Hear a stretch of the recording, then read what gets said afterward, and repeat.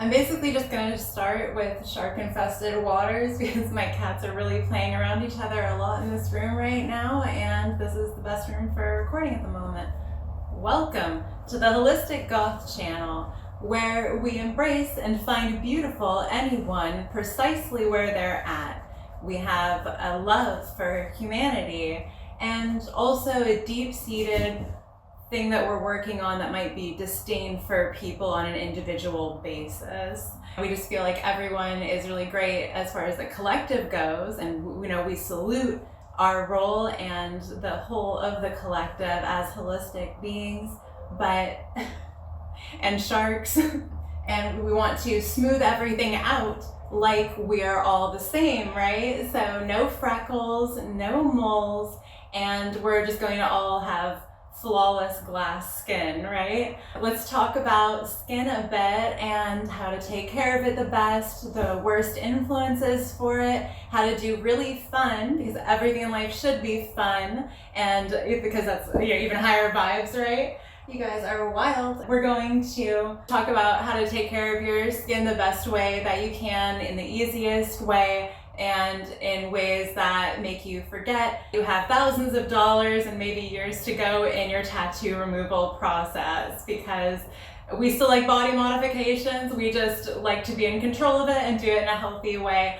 And so here's the thing about moles especially. I will say I've had ones for upwards of 2.5 decades, and the ones that you're just like, I don't know when that showed up, it's part of me forever, don't know about its origin, and don't care about having it forever. That's how I felt about mine by and large, and I think we all have the same experience where we just don't care until something catches it. I had 2 more prominent ones right on my shoulder that were really only noticeable if scratch, massage, something like that. And then I had another one that I did think was maybe not as sightly, that was under, like, kind of the edge of my underarm area. You probably have those experiences where you're like, once in 17 months you really got it caught on something and you were just like, oh, I could do without that. And for me, and then I also had one that was more noticeable. I almost kind of felt like it was like a beauty mark spot. Like, I've never minded it, if anything. Like, I mean, I could see how you could almost think it was cute, like just my one on my upper right ab. So those were the 4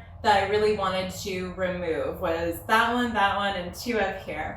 I first got the idea to remove them about maybe like 7 years ago, or like 6 or something along there. I had the idea when I first started getting really into, and like feeling like I was more knowledgeable at that point about essential oils, combinations, various uses, warnings that, I kind of knew what I was doing to a good extent for oils. And, it's not, I think, a big game of memorizing all these botanicals. You don't need to feel daunted about memorizing all these combinations or what you can and can't do. You can look it up as you go. You will start to just remember your favorites over time. But I feel like it's one of those things where you're like, this is just like this vast knowledge base that I'm going to be chipping away at forever. I don't know anything about this, so let me not even touch it and potentially just be overly cautious with it. And it's like, essential oils are caustic when undiluted, but that's the scariest thing about them, right? It's just the concentration and not having looked up as easy as a quick search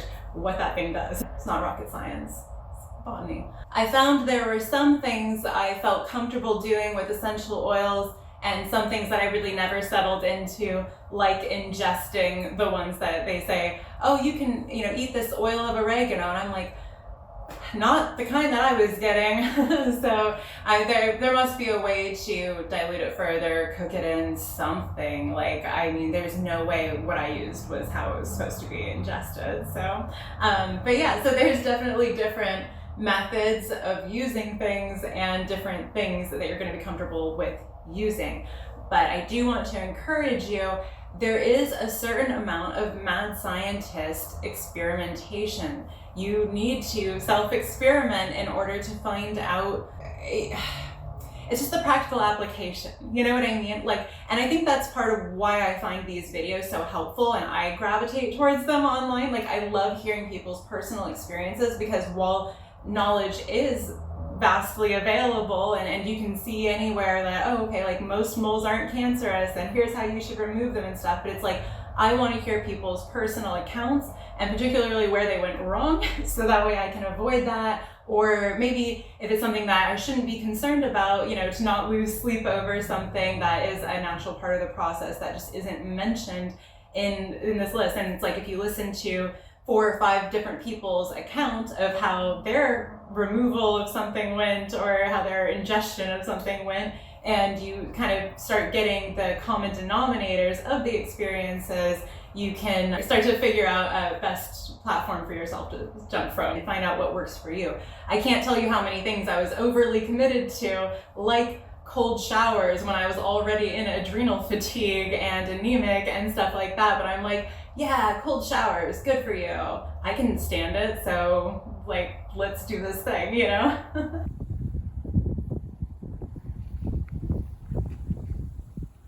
It's not going to stop being windy, so let's go ahead and say.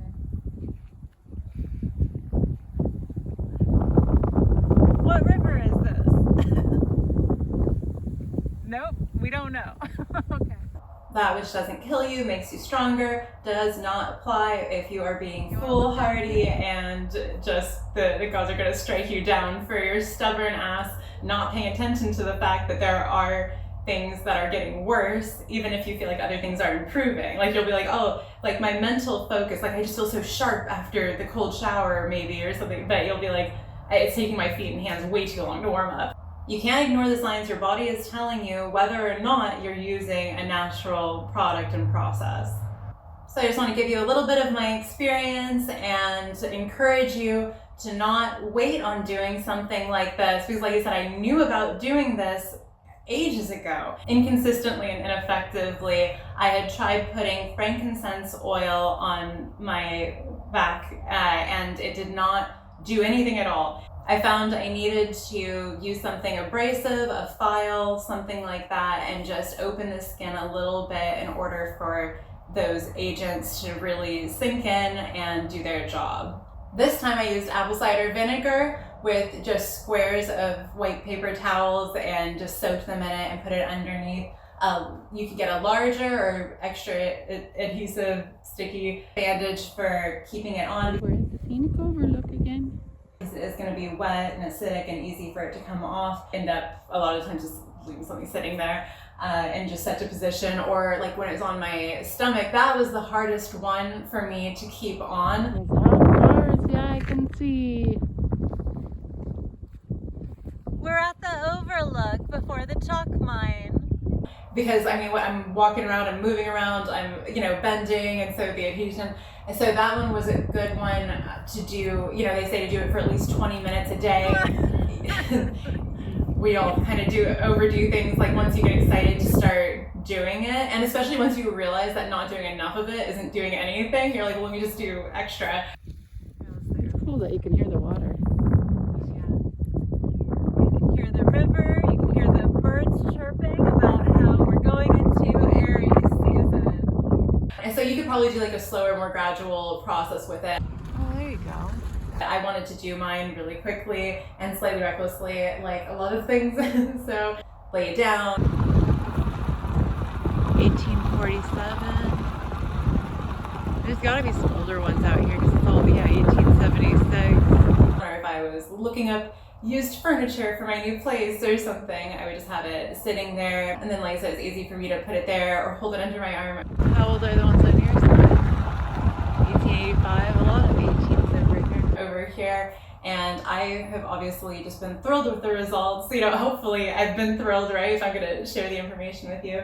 Part of the reason I think I'm so happy with it too is because I've been using what is my #1 go-to for just rapid skin repair is the castor oil. Besides sleep, not having things that, you know, you're like basically actively allergic to, level sensitivity, and cutting out chemicals and drinking it. Yeah, I figure for a smaller town to have this many headstones, there must be some pretty old ones. The obvious stuff that like does change your skin overnight, this is one of the easiest things in the world. I always think like if you are unwilling to do anything else for your skin, if you have breakouts, scarring, laxity, if you have anything and you want one method to make your skin look way better basically overnight, it's like just keep on coating it with castor oil for the day and see how you feel about it the next day. I mean, I've seen the difference. Like, I've seen how slowly stuff heals on me, and sometimes the rare times that I've been out of castor oil and I just kind of go, oh, we're just looking a little bit rough, you know what I mean? I like the rolling hose like this. I just could exfoliate, could take a long hot shower, really could use that. I used it when I wanted my eyebrows and lashes to be fuller. I've used it all over my skin, and anytime that I haven't had it, it's so noticeable how much faster you heal anything when you're using that. And so anyway, encouraging that, because if you are going to use something to chemically burn something off of your skin, I think you should have a really good aid on the other side to smooth the coloring and just texture and everything out, especially because you want to go deep enough to remove the whole thing, which will probably leave a little indent. If you are being reckless like me, you'll start to feel the skin tightening because of all of the inflammation, the burn around the mole that you're trying to remove, because you haven't covered it with Vaseline or oil or anything, which, similar to somebody else that I saw online who tried to get away with the same thing, putting nothing around it and just burning off the one thing. It's like, that works for a minute while it eats through the excess tissue, and then it becomes a problem. Yeah, so it's very helpful, as she did, to use like Vaseline, as I saw in her video, or what I did was just start putting the castor oil on it. And if I'd just done that from the beginning, I probably would not have ejected, pulled out of, backed off of, the cat's knocking something over. Like 2 of the ones that I did went, I think, perfectly, and 2 of them I could take off just like that 1 to 3 more layers of cells that I really missed.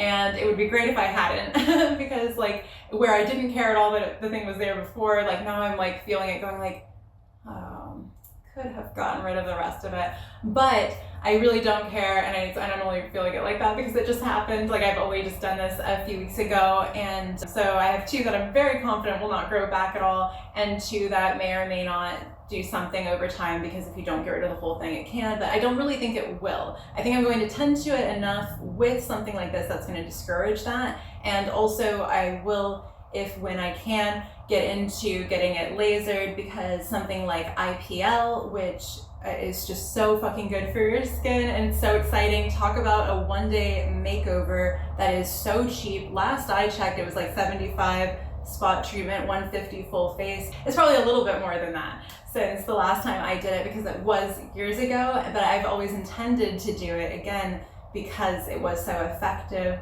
And so I think any residual scarring or anything that you have for, if you just didn't get the whole thing, you could probably do some kind of quick laser on it, or again, hit it again later on. You could figure it out from there. Well, I'm just gonna keep filming stuff like I went there. What are all these saying? These are people that were actually able to go in there? Yeah. The names of everyone who ever went in a chalk one. We're not getting. I was here as a kid. There was a house all made out of chalk. I'm gonna look it up. Oh, we just gotta get to the top here. Oh, there's a lot of things. The house is made out of chalk in the neighborhood, though, not in the. Not out here, no. Yeah. Here's some chalk. Like it? Here we are at the top of the chalk mines, and there you go. Hello, dear. In that other video. All right, you're on. You know, then, because then at least like for me, you know, I have 10% or less of what I had a minute ago, and so it's really, it just feels really nice. And the one on my shoulder is basically skin color already, and again, it's only been a few weeks. And then the one on my torso, which is the one that I was the most careful with as far as removal, because I really Should I go on top of a hill and fall down instead? Maybe, okay. Well, here you go. Here we are hiking.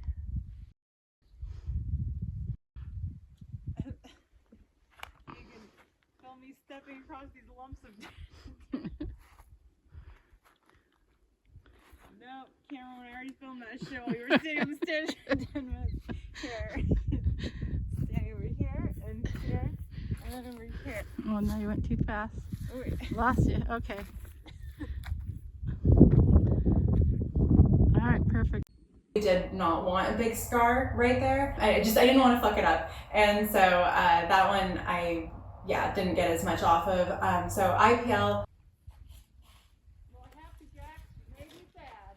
Oh, miserable Jax.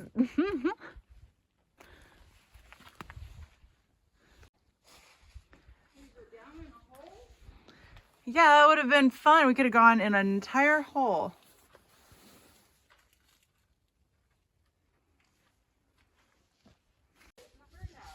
Oh. You see, there's something that says... I'm gonna come over there and try. Here, just got bird houses everywhere.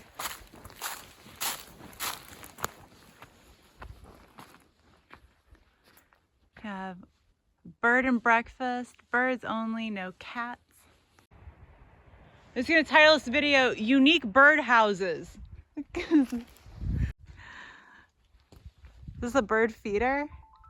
The cat was trying to get in the bird. Is it filming more ceramic? It smells bad. Face laser treatments, that's if you have darkness underneath your eyes from broken vessels, anything that was throwing up or crying a lot or anything that was breaking stuff, anything that you were consuming, whatever you were doing. So anyway, that gets rid of like the dark circles under your eyes. It says Jack's Garden, but there's not a garden here. He's so furry, you can still pet him. So that way it's not all this, ladies, here's how you use your concealer that costs how much money over time and is obviously some crap on your face. Well, it's quickly turned into a chalk mine expose. And so it's just like what you really want to do. I mean, to each their own, especially if you want to use that until you get the lasers, great, but there's a permanent fix for it that would make you feel really pretty, and it's cheaper and it's faster. And it'll last you for years, because like when I did mine, it was fantastic. You said raccoon prints? Raccoon prints? Oh. Raccoons and cattails.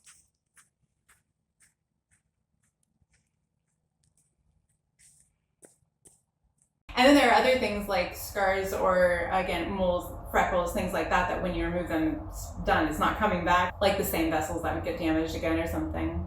You could get a freckle somewhere else again. But anyway, but yeah, if you have broken vessels underneath your nose, on your nose, drinking, messing with your skin, anything that damaged, but those red marks that you hate underneath your nose and stuff, that's IPL as well. That is gonna knock that right out. So that's IPL laser, and anything like that, I would say try, do it any time of the year if you can, go spoil yourself. But I would say it's also especially great for starting now. It's around Halloween now. Happy Halloween season.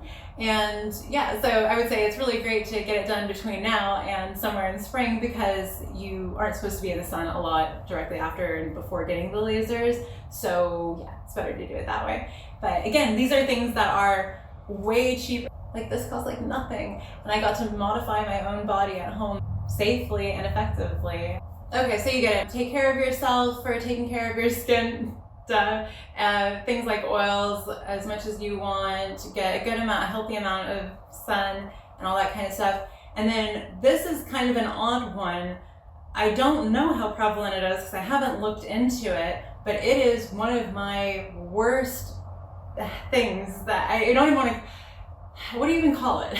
Is one of the worst things happening to my skin is that I have a completely misaligned jaw. And so not only does it completely impact the way that I speak, you can just see the muscles, the strain, the scrunching, like that is not good for my skin. So rehabbing houses with black mold, that kind of stuff wears away at my skin the absolute worst. I don't like not use my facial muscles, but I also don't overuse them. Like I will use them as much as I want to in conversation, but when I'm doing customer service, which is basically all I've ever done for work, I have to watch having that like plastered on ear to ear grin, because that's also something that's really rough that I do with my skin. And it's like after I have, you know, an hour and a half work call where I'm just smiling and, you know, being really helpful, whatever. After I get off the call, I go, oh man, and I quickly put the oil on my face and go, oh, okay, try again next time to just have a normal level of smiling and not, and get out of that training of like, I'm serving you in the happiest place on earth, right? So go to a chiropractor. Get your stuff aligned, go to somebody who's actually decent, and you will be able to fix things up in a way that just makes it so that way every expression you make isn't causing more wrinkles than necessary, isn't causing more tension, extra pull, because like that's the whole thing, is like if this is like way off, and then every time I make a facial expression, I'm like smushing one side more and one side's pulling further over. You see what I'm saying? So it's like you want to think about that. Oh man, this is a big one too for your neck, right? Okay, like so many people, the older that they get, their head goes more and more forward from trauma, from just very bad daily practices. And that, besides, as Dr. Bergman will talk about, besides ruining your arc de triomphe, like I just saw that thing again on it the other day. Anyway, besides ruining like your arc of life in your neck, you are, I think, probably, I mean, if we think about this, the dynamics, like if your neck is curved the way that it's supposed to be, I would think all of this is going to age much better, right? Like think about it, you know, that's, I mean, if you're down here, then like all this skin is used to being down here, hanging more lax. Like I can feel even just moving my head back that like, you know what I mean? It's just, yeah, so it's not all bunch. Anyway, so okay, go to a fucking chiropractor. Always go to a good chiropractor. And if your chiropractic care is not serving you the way that you thought it would, if it's not as fast, if it's not this miracle cure that a lot of people are like talking about, where they say we're walking again, we're running again, we're actually healing our own body on our own time instead of having to go to somebody else because things are just lined up, firing correctly and healing things. If your treatment is not going the way that you hoped it would, yes, we could put it on you and say, well, you're not doing anything that you're supposed to be doing at home.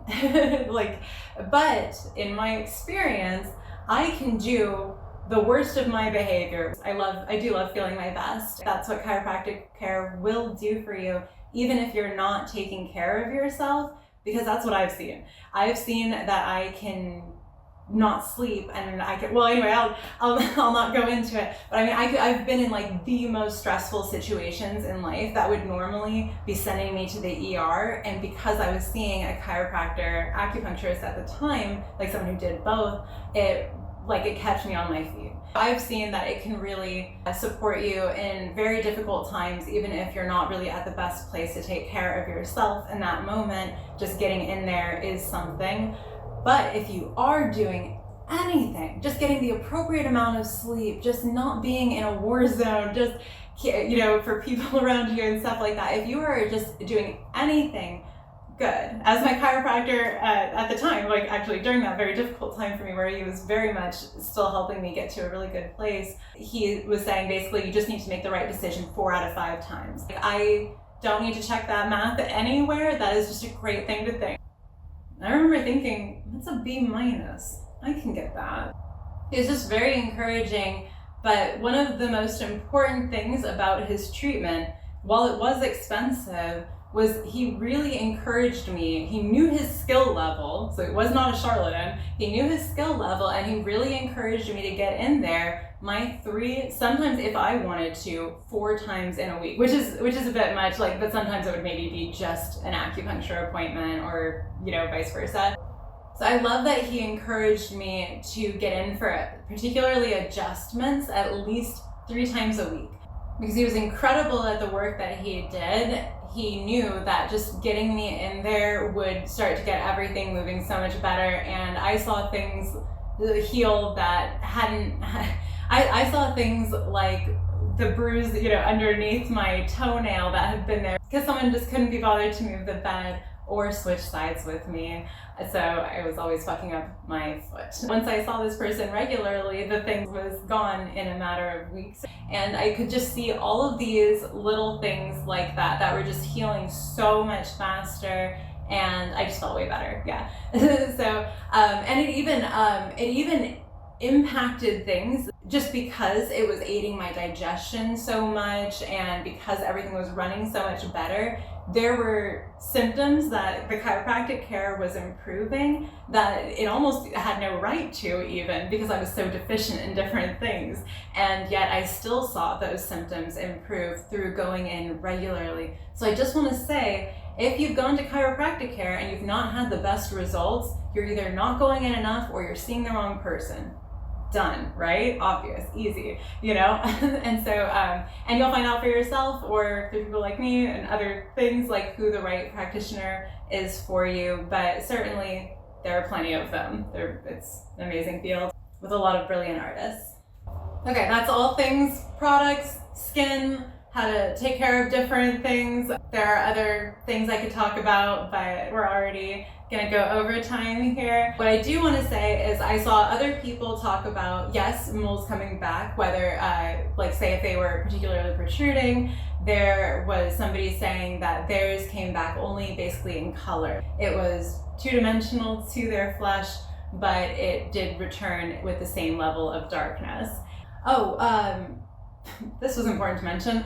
When I was about 21-ish, 24, I don't know, I'd have to think about it. But I was pretty young and I had this mole growing on my ankle that I'm always having like my foot hanging out of car window or just skirts, dresses, whatever. It's like my ankles are always fairly visible to the scandal of yesteryear. But I do have, just these unblemished at all ankles. There's no freckles, there's no anything else.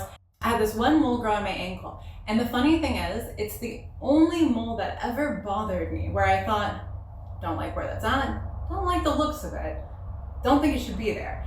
And it's not that it was particularly large, it was small, it was like pretty flesh colored, whatever, but over time it did change. And it changed fairly quickly. Again, still not anything crazy. Like anybody else would have said, like, that's nothing. Like, don't even go get that checked out. You know what I mean? But to me, I knew that it had changed shape, size, and that it began itching and having a permanent, like almost invisible, but again, I could tell there was a scab there. And so I was like, that's skin cancer, sure as shit.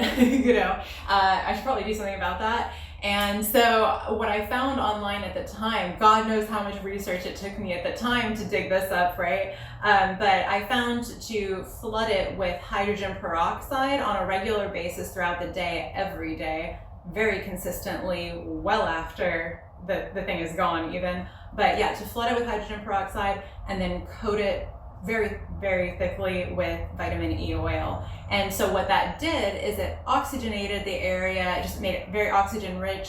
And so that helps to kill any of the, I'm so sorry for the ands and that's, and I'm working on the word filler shit, okay?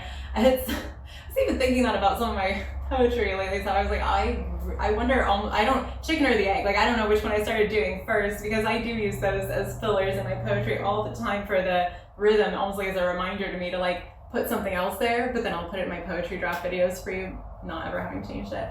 So this mole being the first time that I was like, that's the disturbing mole. I don't remember how long it took to get rid of it, but again, the more I flooded it with hydrogen peroxide, it did quickly go away.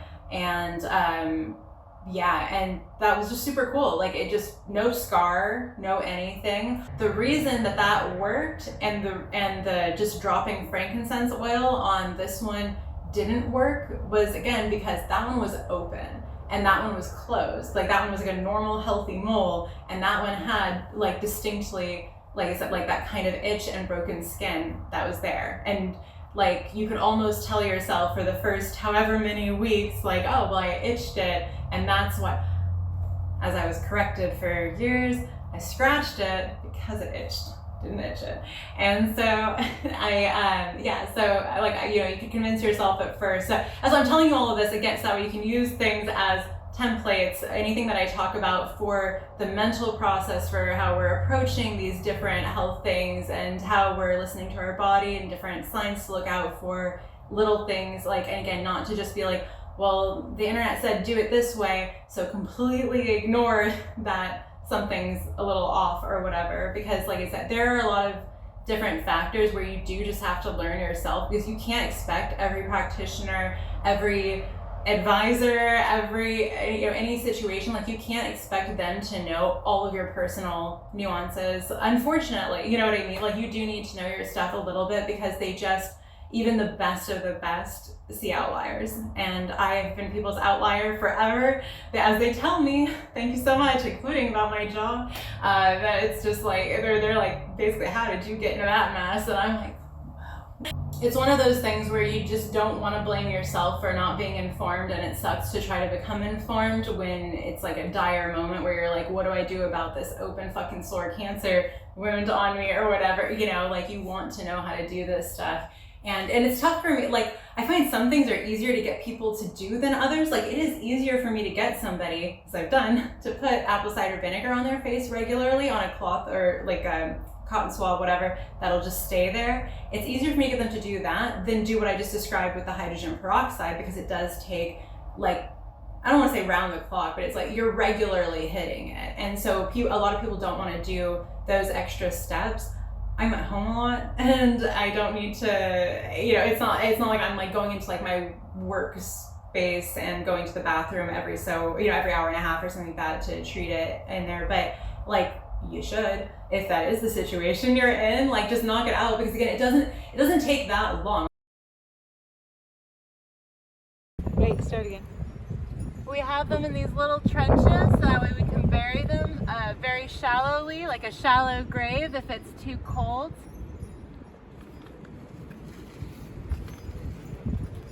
But we hope to have a nice wildflower patch all along here. A lot of the times you just need to be like rigorous for a certain amount of time, and then you'll be done with it. Do a parasite cleanse for a handful of months, and wow, you don't have allergies anymore. Have I done it recently? No. It's a little inconvenient. And I also did it in a very extreme way the first time that I did it, and kind of did it again a handful. I'm not allowed to do a parasite cleanse for a little bit, okay? So this mixture is for birds and butterflies, and I'm running out of seeds for my last trenches because I didn't really think about how many I had, and it just seemed like I had so many until now I'm almost out, and that's how stuff goes. This is why we put some dirt on top of it, because it says that it really needs to be like 70 degrees or higher, but rules are made to be broken, and we always just go by survival of the fittest. It's way too windy. But that doesn't mean that I don't recommend that you do it and have a great time, because I know you're not going to fuck it up as badly as I did. No one would. But it did go awesome for me, and I did get the taste of everything, being sensitivity, allergy free. And so now I'm like totally aware that can happen. Because even I'm getting antsy to end this video. I'm like, okay, are we done yet? Yeah, as far as information being available everywhere, I recommend you guys regularly to Brittany Arbach. And I just love her stories where she'll say things like, I was getting so much healthier, and then my hair started falling out, and the headaches, or just whatever all the symptoms were, when she says, then I realized I was eating too much seafood on my health journey and was giving myself mercury poisoning just when I was feeling better. I love hearing people's stories about how it's going, because when you're in a really tough position, you just want to know how to get out, and that someone else has made it out potentially before you. We're all humans, and everybody's got their own crazy stuff that's going on, right? And you just want to be as on top of it as possible, which is part of why I think it's cool to kind of clean your slate of anything, so that way the next time the odd mole shows up, like on my ankle, I won't have 7 other ones that I'm just like living with, not caring about, not really thinking about, whatever, or doing like the whole like have your doctor mole check you or just anything. Again, it all starts to get so invasive and weird, and I just think you should take control of things as best you can. You should know how to naturally heal cancer, as far as if you do have any pieces that get opened up that you shouldn't be. But again, you should also just be checking a chart if you want to prior to doing this. If you don't know about that kind of thing, there are charts that make it pretty distinct. And if there's anything you have a question about, wait on it until you have learned how to cure cancer naturally. You'll find a lot, everything from the coffee enemas to the parasite cleanses to the different diets, and just there's a lot of stuff that you can do to revitalize yourself. And so I'm just saying that because you shouldn't be scared. A lot of people will try to scare you off from doing things like this because they're just like, but what if it could be, look out. And it's like, well, it's a small fucking chance that you're gonna fuck this up, honestly. Like, probably the worst thing you're gonna do is wait years and years to do it when you should have done it sooner and been super happy with it like I did, or you're gonna leave a bad scar because you were not paying attention. So pay attention. If you're eating through your flesh, pay attention. And it does probably start to sting a good amount, towards when you start getting closer to that really healthy tissue, and once it's cleaved off and stuff like that through the burning, then you're just gonna have more of it. I don't think I took anything for before stuff. I think I took a momentary video of during, but I didn't take anything, I think, for before, because my thought was I actually have plenty of videos on my channel where I'm wearing a bikini or something where you can see my back. So check out a sauna video to see the mole here, whatever, they were there, So my point in this one is to show you the after effect of what I just described. And like I said, the first one that I did, I worried that I went down a little bit too deep. Millimeters, fractions of millimeters, whatever I was concerned about, it quickly healed over. It was just a very, very small divot, tiny. Anyway, anything that you do that's closer to your heart is gonna heal faster because of the blood flow. I was even a little bit more cautious with this spot. And I also, again, underarm, back, versus here, you can see why I cared more about the visibility of that spot while I was doing my removal. But so I did the biggest ones first, which is why that was my biggest one that got the little divot. And then the one that was not the widest, but the one that came off of my skin the most was the one under my arm. So when I did both of those, amazing. I'm so happy with it. And so I'll show you now. If you need to, go back and look at my other stuff, but there were moles here. There were two of them, maybe an inch or two apart. It'll continue to heal. So that's, I don't know if you can see it at all, but this is the one that I didn't completely remove. But it's way better. The other one I can't even feel. And this is the one on my ab. So it's not a complete removal, but it's a pretty good job. Mostly what you're seeing is just the discoloration from the removal. So I'm very, very happy with it. So but you can see it is pretty flat to the skin. Trying to figure out the best way to show you. Maybe when I turn like this, you can kind of see. The main thing to me is the scarring and discoloration is not more prominent than the original skin defect.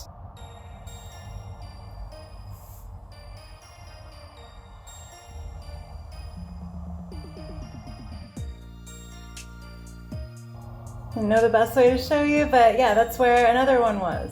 You can kind of see the coloring there, but there's no mole under my arm anymore. Okay, mole, is that helping or hurting the project?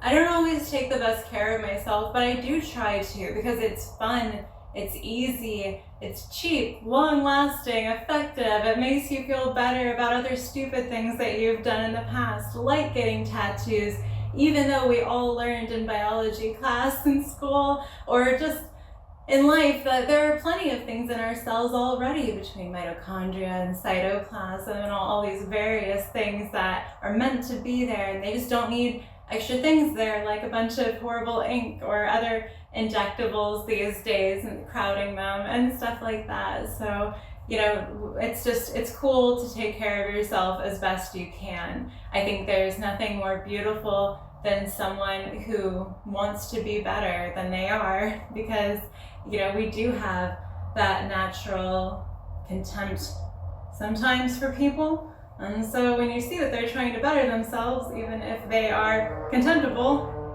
we like them better. So hopefully you like me a little bit better, because I am working on myself all the time. And I really appreciate you being here, trying to learn how to do that for yourself too. I think you're gorgeous, and I do want to say that right after I removed these moles, I met this lady that was a bit younger than me, and she was dressed alternative, had the piercings, and just was a lovely looking girl. She had various moles like all over her face, and I don't want to say like all over, but it was like a good handful of them. That's maybe the person that I've seen with the most of that, and it's of course funny that it's right after I did these removals for myself, and it made me appreciate, again, as I already knew that I did, that it looks just beautiful and wonderful and fine as it is, even if you've got it all over, whatever. It's just one of those things where it's like, if you can remove it, why not? And why not get more familiar with your body and how these different things work, whether you're doing scar removal, skin tightening, or more mole removal and stuff like that, skin tag removal, wart removal, anything you get that you just don't want to see on your skin anymore. It's good to be familiar with this kind of stuff, and that way you don't end up just one day looking down going like, I don't know what to do with it, it's all a mess of brown spots, it's all, I don't know what to do with any of this, you know what I mean? Like, it's kind of nice to just stay on top of these things. And so hands down, you're absolutely gorgeous. And if you think that my attire leaves something to be desired, I'm also getting rid of my clothing basically as soon as I film it for you. My rule now is basically, if I didn't get it in like the last year, 2, 3, whatever, like for the most part, I'm getting rid of almost everything that I've had after I wear it like one time, either for the first time I've ever worn it or first and last time, whatever time it is. I'm just gonna let it all go because I want new things. I got a really minimalist new wardrobe a while back, and something happened to it that I said would happen to it if something, and so it did happen. And anyway, so I would like to do that again, where I have a completely minimalist wardrobe that have all the pieces that I need. Because right now I have a lot of really frilly things, or things that I got when I was a lot younger, and all I need is stuff for long walks and playing at the beach and things like that. So anyway, yeah, I just want you to be the healthiest, most gorgeous version of yourself. Yeah, the healthier that you are, the more that you don't put toxic sunscreen and makeup and all the crap on your skin, and then go out into the sun and like really fry it in there. Even your lotions and whatever with processed chemical stuff in there, perfumes, anything that's really unnatural, if you're putting that on, then your skin is gonna cry out at some point. So I want you to be able to not make it do that or tend to it when it does. And that is, again, having the cleanest body possible, so that way things like cancer cells get carried away in the streams that it's supposed to be carried away in, and all that stuff. Anyway, I am obsessed with the fact that I got rid of these, how easy it was, how fast it was, and how long it took me to get around to it. Damn. So don't let it take you that long if you want to do something with it.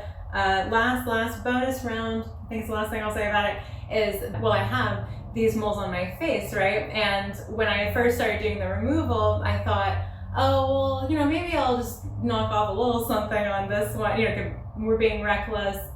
I was being reckless. You don't be reckless, etc. So I just thought I'll put like just a tiny bit, I'll put a little something right here and just see if I can get rid of it. For some reason, your skin is different, your scalp, head, neck, it's a little bit different than the rest of your body. It started burning faster than anything else, even though the skin wasn't opened at all. Did I file it? Maybe I did. That's weird. Anyway, basically there was a dark freckle on top of it, and having it on there for even a moment really kind of got, it made it lighter, I think. It's hard to show you right now because it's still healing a little bit, and I think it'll be more obvious after. It may or may not have gotten rid of the whole thing. I'll have to see how it heals. Anyway, but since it started burning quickly, and I knew that I knew that I had done a lot of research and that I was familiar with the products, so I was just kind of jumping into it. But as soon as I listened to myself, as soon as it started burning, I was like, let's not, and took it back off. I think you can play with the stuff on your face. You just have to be really, really careful about it. That would be probably the last place that I would do it on. It's the kind of the rule with dreadlocks, right? It's like you want to start with the ones on the bottom and work your way to the top, because you'll be better at it by the time you get to the top.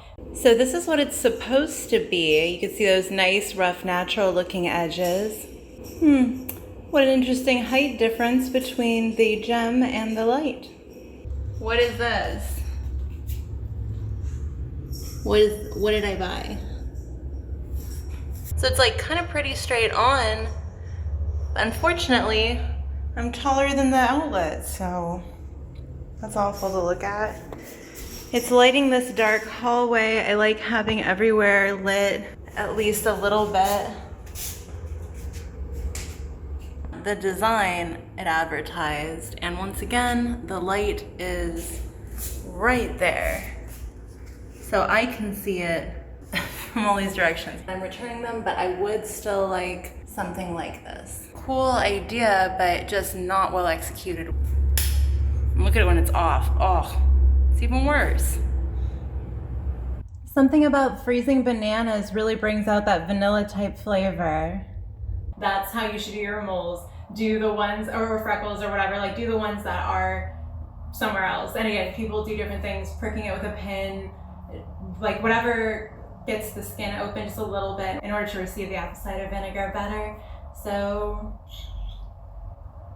but yeah, but I did think that improved it a little bit. But again, I stopped it like immediately, and I think I'm just fine with doing lasers. Oh, well, so we'll leave that on the last, like, again, beauty mark positive kind of thing. I will say when I got my face lasered for the first time, the lady asked me about, I think probably this mole, because I have like a Marilyn Monroe placed mole, but it's almost nothing now because I got it lasered. It was very small to begin with, but I got it lasered as well, and so now it's, I mean, the color is so light, it's so small, it seemed to shrink more over time, either because of my use of things like oils on my face, like the castor and whatever else that is such a good antioxidant, so full of vitamin E and everything else. I think either that helped it to continue to get better after the lasering, or just the fact that I got it lasered and told my body to start getting rid of it, just over time it just continued to disappear. And yeah, so we like to encourage our body to do good stuff like that. And anyway, there are lots of fun natural body modifications. I feel like that's kind of like the list of different skincare things that I gave you too, because this is stuff that really does change the way that you look. It changes how you feel. These are easy improvements. I can't imagine what's on this table is much over $20, you know?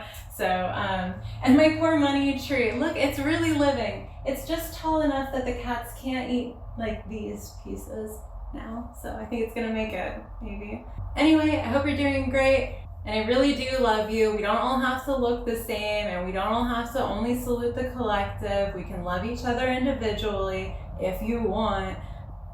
Just saying, everyone's got room for improvement. So I hope you're doing everything you can to feel your best. A good sign I've been editing too long is I end up with a cat on my back.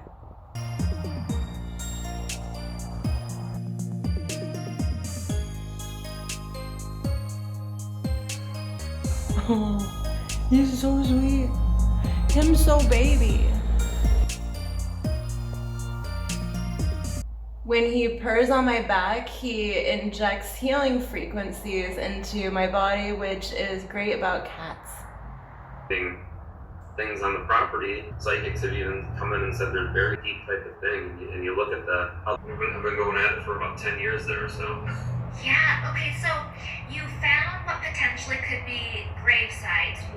Immediately, they basically told us. Our current bedtime book is The Accidental Vampire. Fate gave her fangs. He'll show her how to use them. La la, Victor. The open road holds a special place in American imagination, bringing up thoughts of past journeys and future possibilities on seemingly endless highways.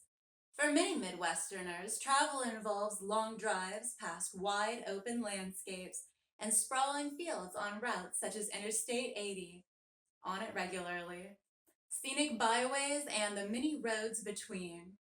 Landscapes play a major role in this exhibition, displaying the beauty of the natural world and how artists and travelers understand their place in it. Roadside attractions and accommodations are common subjects that can reveal the charm, necessities, and even eccentricities of travel. Some destinations are instantly recognizable, such as James Allender's photograph of Mount Rushmore, while others are felt more abstractly, such as Faith Ringgold's exploration of a journey through the woods. On the Road Again seeks to visualize the significance of the American road. These collected works of art demonstrate that while everyone's experience is unique, there are sights and sentiments that contribute to a collective imagination of the open road.